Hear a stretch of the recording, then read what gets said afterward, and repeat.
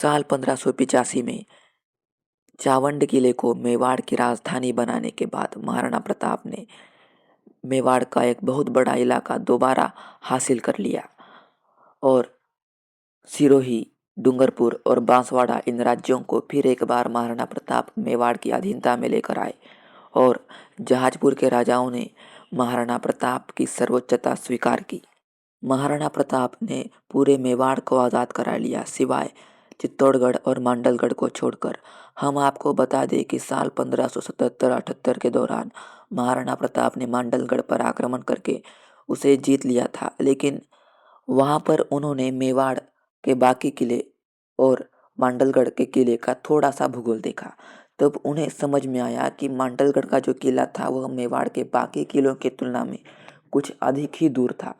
तो फिर ऐसे में अगर समझ लो जैसे साल 1568 में चित्तौड़गढ़ में एक भीषण नरसंहार हुआ था, अगर वैसा ही नरसंहार इस किले में भी हुआ तो फिर उसका जिम्मेदार कौन होगा। यही सोचकर महाराणा प्रताप ने साल 1579 में इस किले को छोड़ दिया और फिर एक बार महाराणा प्रताप जंगलों में चले गए। अगर महाराणा प्रताप चाहते तो महाराणा प्रताप उसी किले में रुक सकते थे, लेकिन भीषण नरसंहार ना हो जिस तरह 1568 में नरसंहार हुआ था वैसा नरसंहार दोबारा ना हो, यही सोचकर महाराणा प्रताप ने उस किले को छोड़ दिया था।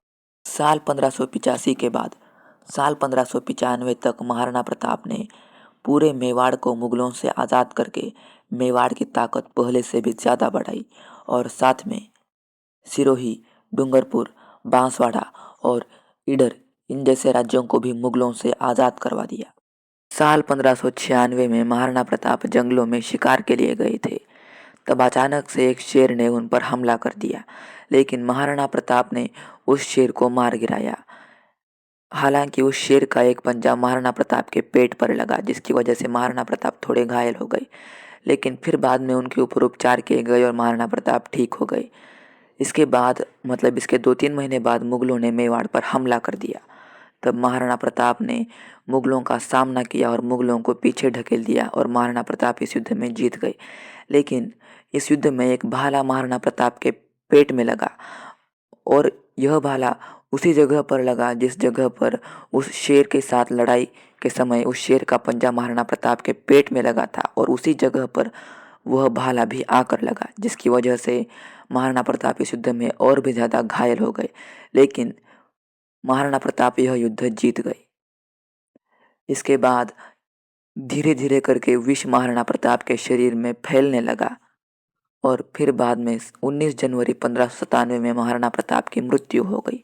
महाराणा प्रताप के अंतिम शब्द यह थे कि चाहे जो हो जाए लेकिन मेवाड़ की धरती पर मुगल कभी कदम ना रख पाए और मेवाड़ का स्वाभिमान, गौरव और आज़ादी हमेशा बचा रहे। महाराणा प्रताप ने चावंड की खिड़की से बाहर चित्तौड़गढ़ के किले की तरफ और मांडलगढ़ के किले की तरफ देखा और उन दोनों किलों की तरफ देखकर हाथ जोड़कर माफ़ी मांगी और कहा, हे चित्तौड़ और हे मांडलगढ़, मुझे माफ़ कर दे, मैं तुम दोनों को आज़ाद नहीं करा पाया। जय एकलिंग जी, जय चित्तौड़गढ़। और उन्होंने यह भी कहा कि तुम्हें आज़ाद कराने की जिम्मेदारी अब मैं इस नई पीढ़ी पर सौंपता हूँ और यह कहकर महाराणा प्रताप ने अपना जीवन त्याग दिया।